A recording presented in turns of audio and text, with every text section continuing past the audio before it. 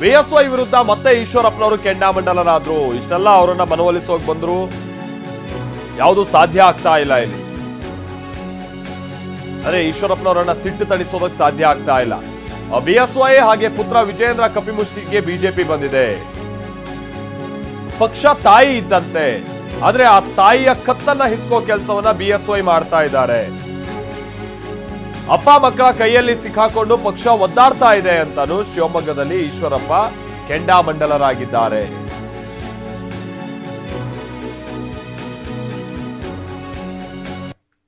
ಈಗ ಯಾಕೆ ನಾನು ಸ್ಪರ್ಧೆ ಮಾಡ್ತಾ ಇದ್ದೀನಿ ಅಂತಂದರೆ, ಯಡಿಯೂರಪ್ಪನವರು ಅವ್ರ ಮಗ ವಿಜೇಂದ್ರರ ಕಪಿಮುಷ್ಟಿನಲ್ಲಿರೋಂಥ ಭಾರತೀಯ ಜನತಾ ಪಾರ್ಟಿಯಿಂದ ಮುಕ್ತಗೊಳಿಸ್ಬೇಕು. ಇಡೀ ರಾಜ್ಯದ ನೊಂದ ಕಾರ್ಯಕರ್ತರು ಏನು ಸರ್ ಇವ್ರ ಅಪ್ಪ ಮಕ್ಕಳದೇ ಆಟ ಆಗೋಗಿದೆ ಅಂತ ಹೇಳ್ತಾ ಇನ್ನು ಯಾರೂ ವಿರುದ್ಧ ಮಾಡ್ತಾ ಇಲ್ಲ ಸರ್ ಅಂತ ಹೇಳ್ತಾ ಇರೋದಕ್ಕೆ ಆ ಎಲ್ಲ ನೊಂದ ಕಾರ್ಯಕರ್ತರ ಧ್ವನಿಯಾಗಿ ನಾನು ಚುನಾವಣೆ ಸ್ಪರ್ಧೆ ಮಾಡ್ತಾಯಿದ್ದೀನಿ.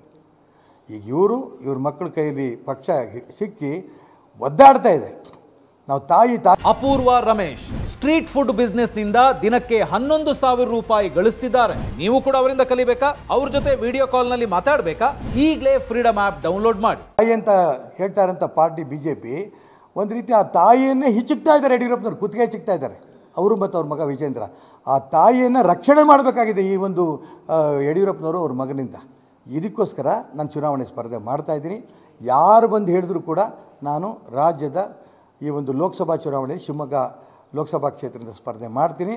ನಾನು ಈಗಾಗಲೇ ಮೊನ್ನೆ ನಾನು ಘೋಷಣೆ ಮಾಡಿದ ನಂತರ ಇಡೀ ಜಿಲ್ಲೆಯಿಂದ ನನಗೆ ಸಾವಿರಾರು ಫೋನ್ಗಳು, ನೀವು ಸ್ಪರ್ಧೆ ಮಾಡಲೇಬೇಕು, ಯಾವ ಕಾರಣಕ್ಕೂ ನೀವು ವಿಡ್ರಾ ಮಾಡಬೇಡಿ, ನಿಮ್ಮ ಜೊತೆ ನಾವಿದ್ದೇವೆ.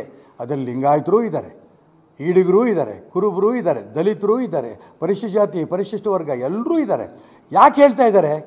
ಅವರೆಲ್ಲರಿಗೂ ಕೂಡ ಭಾರತೀಯ ಜನತಾ ಪಾರ್ಟಿ ಬೆಳಿಬೇಕು, ಅವರೆಲ್ಲರಿಗೂ ಕೂಡ ನರೇಂದ್ರ ಮೋದಿ ಪ್ರಧಾನಮಂತ್ರಿ ಆಗಬೇಕು, ಯಡಿಯೂರಪ್ಪನವರು ಅವ್ರ ಮಕ್ಕಳಿಂದ ಈ ಪಕ್ಷ ಮುಕ್ತವಾಗಿ ಬರಬೇಕು, ಇದು ಅವರೆಲ್ಲರದ್ದು ಆಸೆ ಇರೋದ್ರಿಂದ ನಾನು ಈ ಚುನಾವಣೆ ಸ್ಪರ್ಧೆ.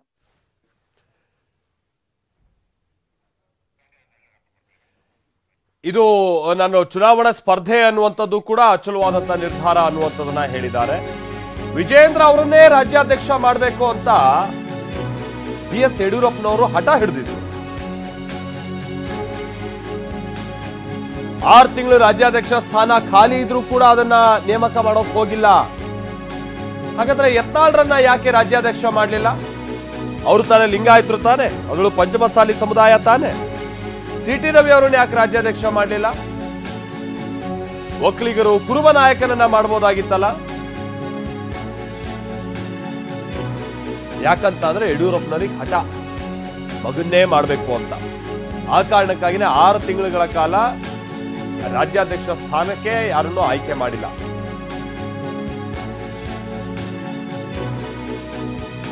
ತಪ್ಪಲ್ವಾ ಇದು? ಲಿಂಗಾಯತರಲ್ಲಿ ಬೇರೆ ನಾಯಕರುಗಳಿಲ್ವಾ ಅಂತ ಈಶ್ವರಪ್ಪ ಮತ್ತೆ ಮತ್ತೆ ಇವತ್ತು ಕೂಡ ಪ್ರಶ್ನೆ ಮಾಡಿದ್ದಾರೆ. ಅವ್ರ ಕುಟುಂಬದ ಹಿಡಿತದಲ್ಲಿ ಪಾರ್ಟಿ ಸಿಕ್ಕೊಂಡು ಒದ್ದಾಡ್ತಾ ಇದೆ ಇವತ್ತು. ಅವರೇನೇ ನಿರ್ಣಯ ತೊಗೊಂಡ್ರು ಕೂಡ ಯಡಿಯೂರಪ್ಪನವರು ವಿಜೇಂದ್ರ ಅವರಿಬ್ಬರೇ ತೊಗೊಂಡಂಥ ತೀರ್ಮಾನಗಳು, ಆ ತೀರ್ಮಾನಗಳು ತೊಗೊಂಡಿದ್ದನ್ನು ಇಲ್ಲ ನಾ ತೊಗೊಂಡಿದ್ದಿಲ್ಲ, ವರಿಷ್ಠರು ತೊಗೊಂಡಿದ್ದು ಅಂತ ಹೇಳ್ತಾರೆ. ವರಿಷ್ಠರು ತೊಗೊಂಡದಲ್ಲ ಇದು. ಕರ್ನಾಟಕ ರಾಜ್ಯದಲ್ಲಿ ಯಡಿಯೂರಪ್ಪನವರು ಹೇಳ್ದಂಗೆ ಕೇಂದ್ರದವರು ಕೇಳ್ತಾರೆ, ಇವ್ರ ಮೇಲೆ ನಂಬಿದ್ದಾರೆ. ಇವರೊಬ್ಬ ಲಿಂಗಾಯತ್ ನಾಯಕರು, ಹಾಗಾಗಿ ಅವ್ರ ಮುಖಾಂತರ ಕರ್ನಾಟಕ ರಾಜ್ಯದಲ್ಲಿ ಅತಿ ಹೆಚ್ಚು ಸೀಟ್ BJP ಬರುತ್ತೆ, ಈ ನಂಬಿಕೆಯನ್ನು ಇಟ್ಕೊಂಡಿದ್ದಾರೆ.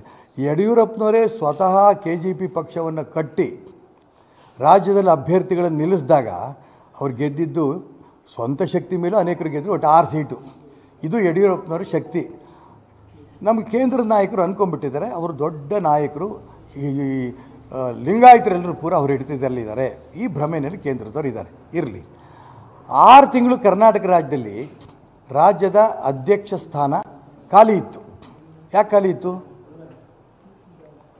ಯಡಿಯೂರಪ್ಪನವ್ರು ಹಠ ಹಿಡಿದು ತನ್ನ ಮಗನಿಗೆ ಮಾಡಬೇಕು ಅನ್ನೋಂಥ ಹಠದಿಂದ, ನಾನು ಹೇಳ್ದಲ್ಲ, ಅವ್ರ ಹಿಡಿತದಲ್ಲಿ ಪಾರ್ಟಿ ಇಟ್ಕೋಬೇಕು ಅಂತ ಹಠ ಮಾಡಿ ಕೇಂದ್ರದ ನಾಯಕರು ಒಲಿಸಿ ಯಡಿಯೂರಪ್ಪನ ಮನಸ್ಸು ಮಾಡಿಕೊಟ್ರು ವಿಜೇಂದ್ರನ್ನು.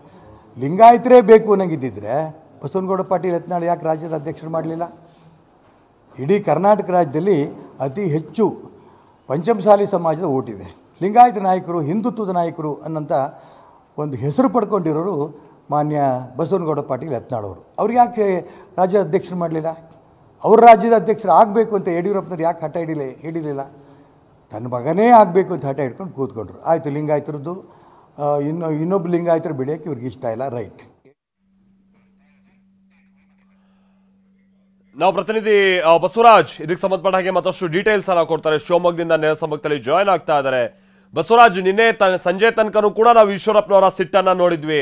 ಬಹುಶಃ ಇವತ್ತವರನ್ನ ಸಂಧಾನ ಮಾಡುವಂತ ನಿಟ್ಟಿನಲ್ಲಿ ಕೆಲ ಮಂದಿ ಬಂದಂತ ನಂತರದಲ್ಲಿ ಅಟ್ಲೀಸ್ಟ್ ಅವರು ಸ್ಪರ್ಧೆ ವಿಚಾರವಾಗಿ ನಿರ್ಧಾರ ನಂತರ ಅವ್ರು ಸಿಟ್ಟಾದ್ರೂ ಸ್ವಲ್ಪ ಕಮ್ಮಿ ಆಗ್ಬೋದು ಅಂತ ಅಂದ್ಕೊಂಡಿದ್ವಿ.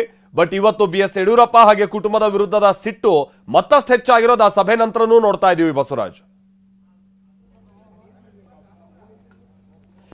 ಮಾಲ್ತೇಶ್, ಈ ಹಿಂದೆ ಇರುವಂಥ ಈಶ್ವರಪ್ಪ ಅವರು ಬೇರೆ ಆಗಿದ್ದಾರೆ. ಈಗ ಏನು ಕಳೆದ ಒಂದು ವಾರದಿಂದ ಬೆಳವಣಿಗೆ ಆಗಿದೆ, ಇದರ ನಂತರ ಈಶ್ವರಪ್ಪ ಅವರು ಬೇರೆ ಆಗಿದ್ದಾರೆ ಅಂತ ಹೇಳ್ಬೋದು. ಸ್ಪಷ್ಟವಾಗ್ತಾ ಇದೆ. ಅಂದರೆ ಅವರು ಏನು ಬಂಡಾಯ ಅಭ್ಯರ್ಥಿಯಾಗಿ ಸ್ಪರ್ಧೆ ಮಾಡ್ತಾ ಅಂತಿದ್ದಾರೆ, ಈಗಲೂ ಕೂಡ ಹೇಳ್ತಿದ್ದಾರೆ ಯಾರೇ ಬಂದರೂ ಕೂಡ ನಾನು ಬಂಡಾಯ ಅಭ್ಯರ್ಥಿಯಾಗಿ ಸ್ಪರ್ಧೆ ಮಾಡ್ತೇನೆ ಸ್ಪಷ್ಟಪಡಿಸಿದ್ದಾರೆ. ಅಂದರೆ ಪ್ರಮುಖವಾಗಿ ಅವರು ಕಾರಣ ಹೇಳ್ತಿರೋದು ಅಂದರೆ ರಾಜ್ಯದಲ್ಲಿ BJP ಎಲ್ಲೂ ಕೂಡ ಸರಿ ಇಲ್ಲ. ಹಾಗಾಗಿ BJPಯಲ್ಲಿರುವಂಥ ಏನು ಪಕ್ಷನ ತಾಯಿಯಿಂದ ಪ್ರೀತಿ ಮಾಡ್ತೇವೆ, ಆ ಪಕ್ಷ ಕೇವಲ ಒಂದು ಕುಟುಂಬದಲ್ಲಿ ಸಿಕ್ಕಾಕೊಂಡಿದೆ. ಅವರೇ ಎಲ್ಲ ನಿರ್ಧಾರ ಮಾಡ್ತಿದ್ದಾರೆ. ಸಾಕಷ್ಟು ಜನರಿಗೆ ಕೂಡ ಅನ್ಯಾಯ ಆಗ್ತಿದೆ. ಅಂದರೆ CT ರವಿ ಕೂಡ ಅನ್ಯಾಯ ಆಗಿದೆ, ಪ್ರತಾಪ್ ಸಿಂಹ ಅವ್ರಿಗೆ ಅನ್ಯಾಯ ಆಗಿದೆ, ಸದಾನಂದ ಗೌಡ ಅನ್ಯಾಯ ಆಗಿದೆ. ನನಗೆ ಮಾತ್ರ ಅಲ್ಲ, ನನ್ನ ಮಗನಿಗೆ ಮಾತ್ರ ಅಲ್ಲ, ಎಲ್ಲರೂ ಕೂಡ ಅನ್ಯಾಯ ಆಗಿದೆ. ಎಲ್ಲರ ಧ್ವನಿಯಾಗಿ ನಾನೀಗ ಹೋರಾಟಕ್ಕೆ ಮುಂದಾಗಿದ್ದೇನೆ. ಇದು ರಾಜ್ಯ ಮತ್ತು ರಾಷ್ಟ್ರ ಮಟ್ಟದಲ್ಲಿ ಕೂಡ ಚರ್ಚೆ ಆಗಬೇಕು.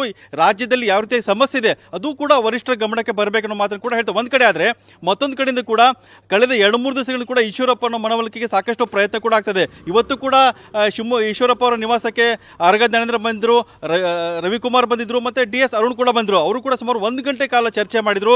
ಯಡಿಯೂರಪ್ಪ ಅವರು ಒಂದಿಷ್ಟು ಸಂದೇಶ ಕಳಿಸಿದರು, ಅದರ ಬಗ್ಗೆ ಕೂಡ ಚರ್ಚೆ ಆಯಿತು.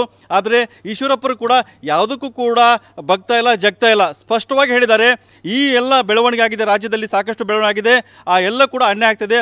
ಪಕ್ಷದ ಕಾರ್ಯಕರ್ತರು ನನಗೆ ನೊಂದುಕೊಂಡು ಫೋನ್ ಮಾಡ್ತಿದ್ದಾರೆ, ಹಾಗಾಗಿ ನಾನು ಅವರ ಧ್ವನಿಯಾಗಿ ನಾನು ಕೆಲಸ ಮಾಡ್ತಾ ಇದ್ದೇನೆ ಅನ್ನೋ ಮಾತನ್ನು ಕೂಡ ಈಶ್ವರಪ್ಪ ಹೇಳ್ತಿದ್ದಾರೆ. ಹೀಗಾಗಿ ಶಿವಮೊಗ್ಗದಲ್ಲಿ ನಾಳೆ ನರೇಂದ್ರ ಮೋದಿ ಬರ್ತಾ ಇದ್ದಾರೆ. ನರೇಂದ್ರ ಮೋದಿ ಬರುವ ಸಂದರ್ಭದಲ್ಲಿ ಕೂಡ ಎಲ್ಲ ಬೆಳವಣಿಗೆ ಆಗ್ತಿದೆ, ರಾಜಕೀಯ ಬೆಳವಣಿಗೆ ಆಗ್ತಿದ್ದಾವೆ. ಹಾಗಾಗಿ ಒಂದು ಸಾಕಷ್ಟು ಕುತೂಹಲ ಮೂಡಿಸಿತು. ಈಶ್ವರಪ್ಪನ ಎಲ್ಲೋ ಒಂದು ಕಡೆಯಿಂದ ಮನವೊಲಿಸ್ಕೊಂಡು ಈಶ್ವರಪ್ಪ ಅವರು ತಣ್ಣಗಾಗ್ತಾರೋ ಅಂತ ಎಲ್ಲ ನಾಯಕರು ಅನ್ಕೊಂಡಿದ್ರು. ಆದರೆ ಅದೆಲ್ಲೂ ಕೂಡ ಸುಳ್ಳಾಗ್ತಾ ಇದೆ. ಈಶ್ವರಪ್ಪ ಅವರು ಈಗ ಪಟ್ಟು ಹಿಡಿದಾರೆ, ನಾನು ಬಂಡಾಯ ಅಭ್ಯರ್ಥಿಯಾಗಿ ಸ್ಪರ್ಧೆ ಮಾಡ್ತೇನೆ.